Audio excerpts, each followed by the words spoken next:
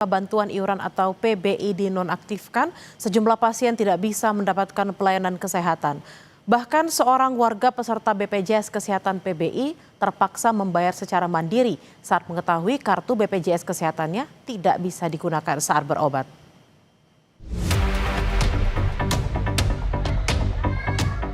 Akibat BPJS penerima bantuan iuran atau PBI dinonaktifkan, sejumlah pasien tidak bisa mendapatkan pelayanan kesehatan.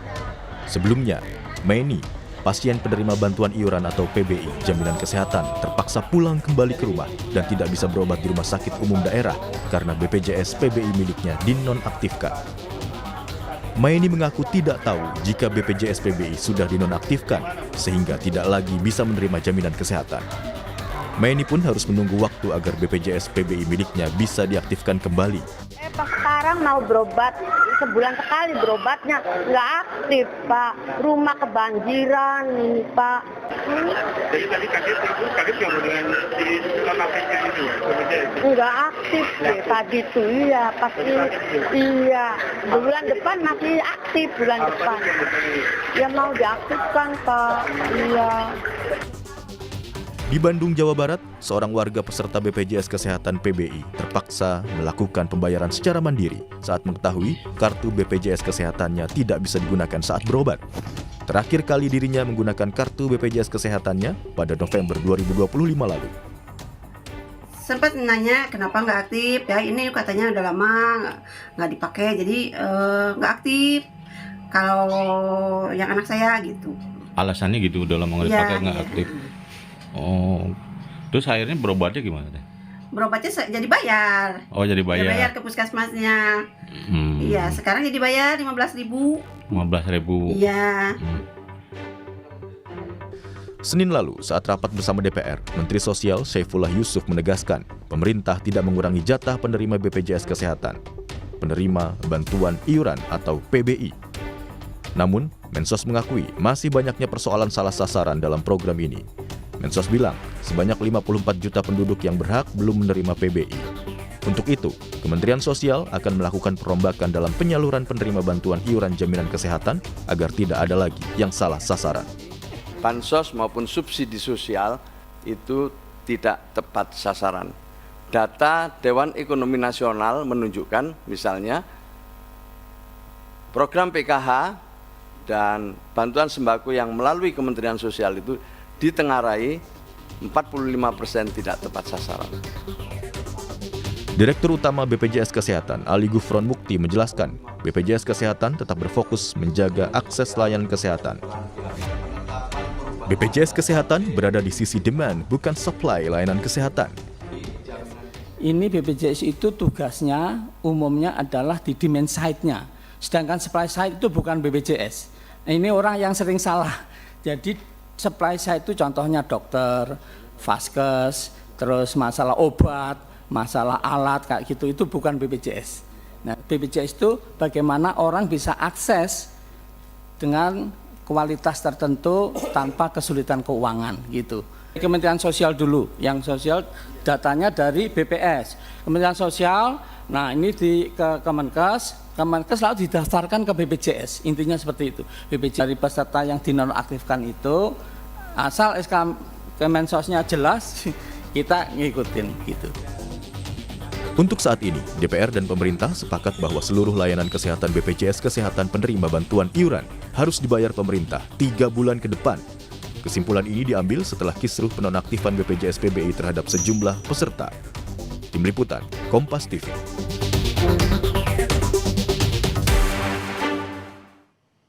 Akibat BPJS penerima bantuan iuran atau PBI dinonaktifkan, sejumlah pasien tidak bisa mendapatkan pelayanan kesehatan. Bahkan ada yang harus membayar secara mandiri agar tetap bisa berobat. Dalam program Sapa Indonesia pagi hari ini, anggota Komisi 9 DPR RI fraksi PDI Perjuangan, Edi Wuryanto, mengatakan 11 juta harus diaktifkan kembali. Jangka panjangnya, Mensos harus memperbaiki data. Ketua Forum Konsumen Berdaya Indonesia Tulus Abadi mengatakan solusi 3 bulan ke depan akan dicairkan jadi langkah positif yang perlu diapresiasi. Tapi yang juga harus disorot adalah soal tata kelola kualifikasi siapa yang layak mendapat BPJS warga miskin. Sepakat antara DPR dan pemerintah baik ya. Artinya 11 juta harus dinonaktifkan kembali oleh Kemensos, dan itu perlu regulasi teknis kan, karena kalau nggak ada regulasinya nanti rumah sakit dan BPJS yang dirugikan. Yang kedua, memang jangka panjangnya pemerintah khususnya Badan Pusat Statistik Mensos itu harus memperbaiki data. Anda bisa bayangkan 50 juta orang miskin yang harusnya menerima PBI nggak masuk. Sementara ada 15 juta orang mampu yang harusnya nggak masuk di PBI itu masuk. Berarti kan datanya ini tidak tepat sasaran, dan itu efeknya adalah orang miskin yang nggak memperoleh pembiayaan. Sementara konstitusi kita sudah jelas, setiap penduduk harus memperoleh akses layanan kesehatan, setiap penduduk wajib menjadi peserta BPJS, dan orang miskin ditanggung oleh negara. Jadi ini persoalan orang miskin, maka kalau mau ada solusi jangka panjang, Badan Pusat Statistik, Kemensos, Kementerian Dalam Negeri, pemerintah daerah, bupati wali kota, termasuk dinas sosial, lurah, camat, ini harus betul-betul memperbaiki data, dan waktunya hanya ada 3 bulan. Saya pesimis dengan 3 bulan itu, karena pengalaman selama ini, persoalan data ini nggak selalu diselesaikan dengan baik. Oleh karena itu, Kemensos, terutama BPS, Kemendagri harus bekerja keras, ground checking harus dilakukan, door to door dilakukan, kunjungi orang-orang miskin, lalu pastikan mereka memperoleh PBI. Kalau misalnya orang miskin itu berubah menjadi mampu dan dia harus bayar sendiri untuk menjadi peserta mandiri, ya jelaskan dengan baik. Karena masyarakat sebetulnya butuh informasi yang baik. Mengingat bahwa pemutakhiran data ini suatu keniscayaan, perintah PP 76 2015, di situ bisa menghapus, di situ bisa mengganti, di situ bisa menambah, sehingga pemutakhiran data itu memang harus dilakukan 6 bulan sekali. Maka kalau hulunya ini nggak diperbaiki dengan baik oleh Kemensos dan BPS, yang kena siapa? Kemenkes, BPJS, Direktur Rumah Sakit, pasien, lalu perawat yang selama ini menangani pasien, hubungannya dengan pasien dekat sekali, menjadi tumpahan kemarahan. Ini kan menjadikan ekosistem kesehatan nasional kita tidak bagus. Dan tata kelola ini sangat menyedihkan ya. Oleh karena itu dari kasus yang terjadi dan kemudian respon cepat dari pemerintah dan DPR kemarin yang kemudian memberikan solusi 3 bulan ke depan akan dicairkan gitu ya. Tetap ini saya kira satu hal yang positif yang kita apresiasi, tetapi jangan sampai ini menjadi solusi temporer. Jangan sampai ini menjadi solusi instan. Ya, bahwa saya sepakat dengan Pak Edi, ada persoalan data dari sisi hulu, ini penting, tetapi saya kira yang juga harus disorot adalah masalah tata kelola. Bagaimana pemerintah dan pihak-pihak terkait dalam menentukan kualifikasi siapa sebenarnya yang layak mendapatkan PBI. Ya, ini yang menurut saya masih harus dituntaskan. Misalnya ya, ada indikator yang menurut saya juga bagus, orang yang dengan indikator medis kronis itu mestinya dimasukkan dalam penerima PBI. Karena dengan kondisi ekonomi makro yang saat ini menurut saya belum baik-baik saja, kemudian ada 11 juta orang yang mengalami peningkatan ekonomi, saya masih ragu ya kalau kemudian orang tersebut 11 juta itu dikeluarkan dari status PBI karena kemudian mengalami peningkatan ekonomi. Bahwa selama ini ada data yang tidak tepat, ya menurut saya itu memang faktualnya seperti itu.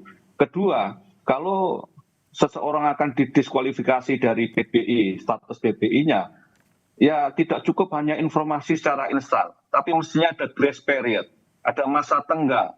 Ya, si konsumen, si pasien itu diajak bicara, sebulan sebelumnya dikasih tahu, bahwa kamu akan dinonaktifkan. Nah, dalam situasi seperti itu kan ada ruang diskusi, ada ruang debat, apakah memang dia memang layak dikeluarkan atau sebaliknya. Karena di lapangan yang saya baca di medsos, banyak masyarakat yang juga merasa aneh.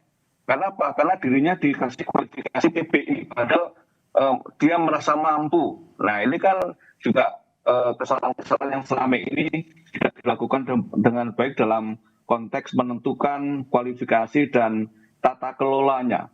Jadi saya kira krusial poinnya adalah selain data adalah tata kelola diperbaiki ya, sehingga betul-betul orang yang berhak untuk PBI itu memang punya status sosial, ekonomi, dan kesehatan yang penting, dan kemudian tidak salah di dalam mengkualifikasi bahwa yang bersangkutan adalah layak dan tidak layak PBI.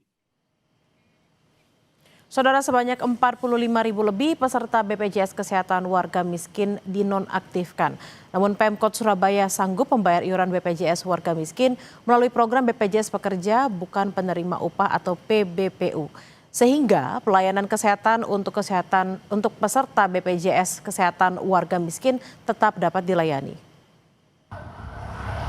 Kepala BPJS Kota Surabaya Muhammad Aras bilang pasien PBI atau warga miskin di Surabaya yang sedang menjalankan pengobatan penyakit kronis akan langsung di-cover oleh pemerintah Kota Surabaya. Syaratnya pasien harus bisa membuktikan diri sebagai warga Kota Surabaya melalui KTP dan data dari Dinas Sosial. Atau bisa juga melalui peserta PBPU Pemda yang didaftarkan oleh pemerintah daerah ya, karena alhamdulillah kebetulan di Kota Surabaya ini sudah masuk kategori UHC prioritas, sehingga setiap penduduk Surabaya yang didaftarkan melalui PBPU Pemda itu kepesertaannya bisa. Saudara, usai jeda, Kompas yang akan segera kembali dengan informasi Komika Panji Pragiwaksono menjalani sidang adat suku Toraja terkait materi stand up komedi pada 2013 lalu yang dinilai menghina adat